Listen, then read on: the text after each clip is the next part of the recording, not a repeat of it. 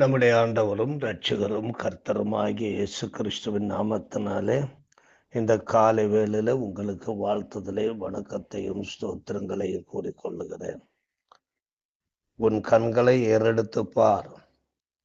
இந்த நாளிலே விசுவாசிகளின் இருவித ஜெபம் குறித்து நாம் தியானிக்க இருக்கின்றோம்.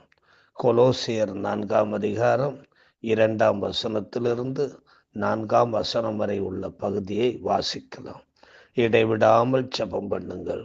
ஸ்தோத்திரத்துடன் ஜெபத்தில் விழித்திருங்கள். கிறிஸ்துவனுடைய இரகசியத்தின் நிமித்தம் கட்டப்பட்டிருக்கிற நான் அந்த இரகசியத்தை குறித்து பேச வேண்டிய பிரகாரமாய் பேசி அதை வெளிப்படுத்துவதற்கு திருவசனம் செல்லும்படியான வாசலை தேவன் திறந்தருளும்படி எங்களுக்காகவும் வேண்டிக் கொள்ளுங்கள். இது பவுல் கொலோசே சபையாருக்கு தெரியப்படுத்துகிற பவுலினுடைய இருதய விருப்பமாகும். கொலோசை சபை மக்கள் அறிவு கொளுத்த காரியங்களிலே ஈடுபடுவதை விட, உலக காரியங்களிலே ஈடுபடுவதை விட ஆவிக்குரிய காரியங்களிலே அதிகமாய் ஈடுபட வேண்டும் என்று பவுல் விரும்பி இந்த வார்த்தைகளை அவர் எழுதியிருக்கின்றார். ஜெபம் என்பது வார்த்தைகள் அடங்கிய ஒரு சத்தமாகும். அது தேவனுக்கு நேராக செலுத்தப்படுகின்ற ஒரு சத்தம். இந்த வார்த்தைகள் நலமானதாக ஏற்றதாக இருக்க வேண்டும் என்பது தேவ விருப்பமாகும். தேவனை நோக்கி ஏறெடுக்கும் ஜெபம் தேவ வசனங்களால் நிறைந்து காணப்பட வேண்டும்.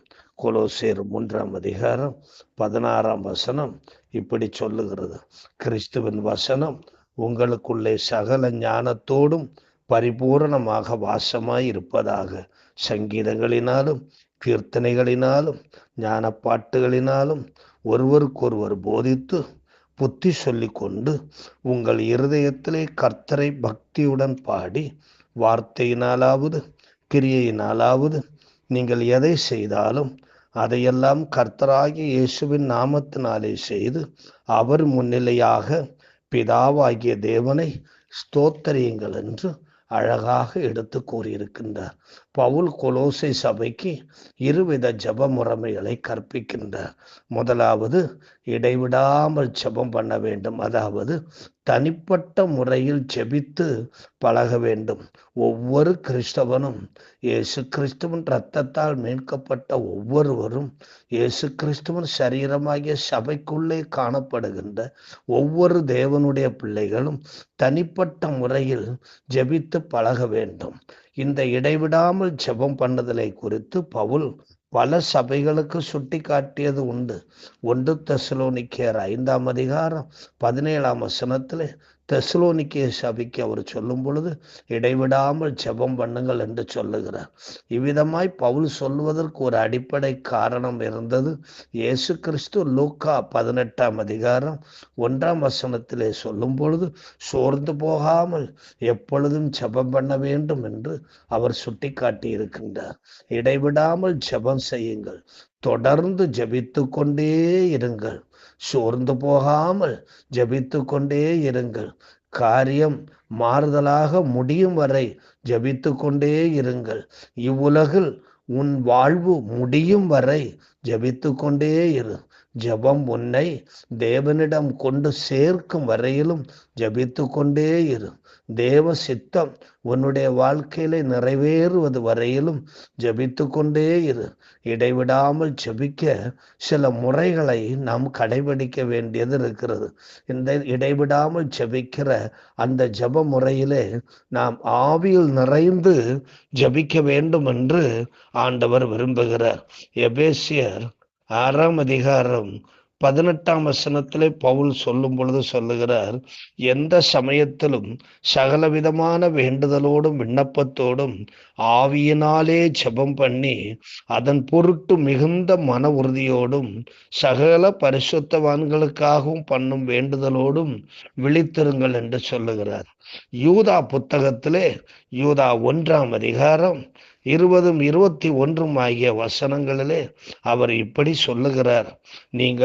நீங்களோ பிரியமானவர்களே, உங்கள் மகா பரிசுத்தமான விசுவாசத்தின் மேல் உங்களை உறுதிப்படுத்தி கொண்டு பரிசுத்த ஆவிக்குள் ஜெபம் பண்ணி தேவனுடைய அன்பிலே உங்களை காத்து கொண்டு நித்திய ஜீவனுக்கு ஏதுவாக நம்முடைய கர்த்தராகிய இயேசு கிறிஸ்துவனுடைய இரக்கத்தை பெற காத்திருங்கள் என்று சொல்லுகிறார். அப்பொழுது என்ன நடக்கும்? இவ்விதமாய் ஆவியில் நிறைந்து நாம் இடைவிடாமல் செபிக்கும் போது ரோமர் 8ஆம் அதிகாரம் 26 பவுல் சொல்லுகிறார், ஆவியானவரும் நமது பலவீனங்களில் நமக்கு உதவி செய்வார். நாம் ஏற்றபடி வேண்டிக் கொள்ள வேண்டியது இன்னதென்று அறியாமல் இருக்கிறபடியால் ஆவியானவர் தாமே வாக்கு கடங்காத பெருமூச்சுகளோடு நமக்காக அவர் வேண்டுதல் செய்வார். இப்படிப்பட்ட ஒரு மேன்மை உண்டாவதற்கு இடைவிடாமல் ஆவியில் நிறைந்து ஜபிக்க வேண்டும். இரண்டாவது, இப்படி இடைவிடாமல் ஜெபம் பண்ணுகிறதுல முக்கியமான முறை என்னவென்றால் ஸ்தோத்திரம் பண்ணி ஜபிக்க வேண்டும். பிலிப்பியர் 4ஆம் அதிகாரம் 6ஆம் வசனத்துல பவுல் பிலிப்பு சபைக்கு சொல்லும் பொழுது சொல்லுகிறார், இப்படி சொல்லுகிறார், நீங்கள் ஒன்றுக்கும் கவலைப்படாமல் எல்லாவற்றையும் குறித்து உங்கள் விண்ணப்பங்களை ஸ்தோத்திரத்தோடு கூடிய ஜெபத்தினாலும் வேண்டுதலினாலும் தேவனுக்கு தெரியப்படுத்த வேண்டும் என்று சொல்லுகிறார். அப்பொழுதுதான் கவலைகளை மறக்க முடியும், எல்லா விதமான பாரங்களையும் இறக்கி வைக்க முடியும். கர்த்தராகிய இயேசு கிறிஸ்து இந்த பூமியில இருக்கும் பொழுது அவர் தம்முடைய ஊழியத்திலே சீஷர்களுக்கு சொன்ன அறிவுரையும் இதுவாகத்தான் இருக்கிறது. மத்தேயு 6ஆம் அதிகாரம் 32ஆம் வசனத்திலே இயேசு கிறிஸ்து இப்படி சொல்லுகிறார், எண்ணத்தை உண்போம், எண்ணத்தை குடிப்போம், எண்ணத்தை உடுப்போம், எங்கே தங்குவோம் என்று நீங்கள் கவலைப்பட வேண்டாம். இவைகளெல்லாம் அஞ்ஞானிகள் நாடி தேடுகிறார்கள். இவைகளெல்லாம் உங்களுக்கு வேண்டியவைகள் என்று உங்கள் பரமபிதா அறிந்திருக்கிறார். ஆகையினால உங்கள் கவலைகளை எல்லாம் அவர் மேல் வைத்து விடுங்கள். அந்தந்த நாளுக்கு அதனதன் பாடு போதுமானது. உங்கள் கவலைகளை நீங்கள் தூக்கி சுமக்க வேண்டாம் என்று இயேசு கிறிஸ்து சொல்லுகிறார். இடைவிடாமல் ஜெபம் பண்ணுதல் என்பதில் மூன்றாவது மிக முக்கியமான ஒரு காரியம் ராஜ்யத்தை நோக்கி ஜபிக்க வேண்டும். மத்தேயு 6ஆம் அதிகாரம் 33ஆம் வசனம் இப்படி சொல்லுகிறது, முதலாவது தேவனுடைய ராஜ்யத்தையும் அவருடைய நீதியும் தேடுங்கள், அப்பொழுது எல்லாம் உங்களுக்கு கொடுக்கப்படும் என்று சொல்லி இருக்கிறார். ஏனென்றால் அந்த ராஜ்யத்தில் இருந்துதான் எல்லாம் நமக்கு வந்து சேருகிறது. யோவான் 3ஆம் அதிகாரம் 27ஆம் வசனத்துல நாம் வாசிக்கிறோம், பரலோகத்திலிருந்து ஒருவனுக்கு கொடுக்கப்பட்டால் ஒழிய ஒருவனும் ஒன்றையும் பெற்றுக்கொள்ள முடியாது என்று இயேசு கிறிஸ்து சொல்லுகிறார். யாக்கோபு 1ஆம் அதிகாரம் 17ஆம் வசனத்துல யாக்கோபு அப்போஸ்தலன் சொல்லுகிறார், நன்மையான எந்த ஈவும் பூரணமான எந்த வரங்களும் பரத்திலிருந்து உண்டாகி ஜோதிகளின் பிதாவினிடத்திலிருந்து இறங்கி வருகிறது. ஆகையினாலே ராஜ்யத்தை நோக்கி நீ ஜபிக்க வேண்டும். ஆக இடைவிடாமல் ஜபம் பண்ணுதல் என்பது ஆவியில் நிறைந்து ஜபித்தல், ஸ்தோத்திரம் பண்ணி ஜபத்தில் விழித்திருத்தல், ராஜ்யத்தை நோக்கி ஜபித்து கொண்டிருத்தல் ஆகும். இரண்டாவது ஒரு ஜப முறையை பவுல் கொலோசை சபைக்கு சொல்லுகிறார். கொலோசியர் 4ஆம் அதிகாரம் 3-4 வசனங்களிலே எழுதப்பட்டிருக்கிறது, உங்கள் ஊழியருக்காக நீங்கள் ஜெபிக்க வேண்டும் என்பதாகும். கிறிஸ்துவனுடைய ரகசியத்தின் நிமித்தம் கட்டப்பட்டிருக்கிற நான் அந்த ரகசியத்தை குறித்து பேச வேண்டிய பிரகாரமாய் பேசி அதை வெளிப்படுத்துவதற்கு திருவசனம் செல்லும்படியான வாசலை தேவன் திறந்தருளும்படி எங்களுக்காகவும் வேண்டிக் கொள்ளுங்கள் என்று பவுல் சொல்லுகிறார். எதற்காக ஊழியர்களுக்காக ஜெபிக்க வேண்டும்? தங்களுடைய சொந்த பணிகள், சொந்த ஊழியருக்காக, தங்களுடைய திருச்சபையின் அந்த ஊழியருக்காக நீங்கள் ஜெபிக்க வேண்டும். எதற்காக? அவங்களுடைய வாழ்க்கையிலே கட்டப்பட்ட நிலைமைகள் மாற வேண்டும், சிறைச்சாலை அனுபவங்கள் மாற வேண்டும், அவர்களுடைய வாழ்க்கையில் இருக்கிற போராட்டங்கள் மாற வேண்டும், நெருக்கடிகள் மாறும்படியாக நீங்க ஜெபிக்க வேண்டும். மட்டுமல்ல, தேவனுடைய ரகசியத்தை அவங்க தனிப்பட்ட ஜெப முறையிலே தேவனிடமிருந்து பெற்றுக்கொண்டு அதை மக்களுக்கு பேச வேண்டிய முறையிலே மேலும் மேலும் அவர்கள் எடுத்து பேசுவதற்கு ஆண்டவர் அவர்களுக்கு தைரியம் உண்டாக்கும்படியாகவும் ஞானத்தை கொடுக்கும்படியாகவும் வேண்டுதல் செய்ய வேண்டும். மட்டுமல்ல, தங்களுடைய ஊழியர் மூலமாக வசனம் புறப்பட்டு போகக்கூடிய வாசல்கள் திறக்கப்படும்படியாக ஜபிக்க வேண்டும். எல்லா அடைபட்ட வாசல்களும் திறக்கப்பட்டு தங்கள் ஊழியருடைய ஆண்டவருடைய வார்த்தைகள் அதிகமாய் மக்கள் மத்தியிலே கடந்து போவதற்கு வாசல்கள் திறக்கப்படும்படியாய் ஊழியர்களுக்காக ஜபிக்க வேண்டும். அவர்களுடைய நலன்களுக்காக, அவர்களுடைய குடும்பத்தின் ஆசீர்வாதங்களுக்காக, அவருடைய ஆரோக்கியத்திற்காக, அவங்களுடைய எல்லா விதமான நடைமுறைகளிலும் பரிசுத்தமும் நீதியும் தேவபக்தியும் விசுவாசமும் அன்பும் தெய்வ ஆண்டவரை அனுக்கிரகம் உடையவர்களாய் காணப்படுவதற்காக அவர்களுக்காக ஜபிக்க வேண்டும். பவுல் 1 தெசலோனிக்கேயர் 5:25 இப்படி சொல்லுகிறார், சகோதரரே எங்களுக்காக ஜபம் பண்ணுங்கள் என்று பவுல் சொல்லுகிறார். 2 தெசலோனிக்கேயர் 3:2 பவுல் சொல்லுகிறார், துர்க்குணராய்க்க பொல்லாத மனுஷர் கையினின்று நாங்கள் விடுவிக்கப்படும்படிக்கும் எங்களுக்காக வேண்டிக் கொள்ளுங்கள் என்று கேட்கிறார். எபிரேயர் 13:18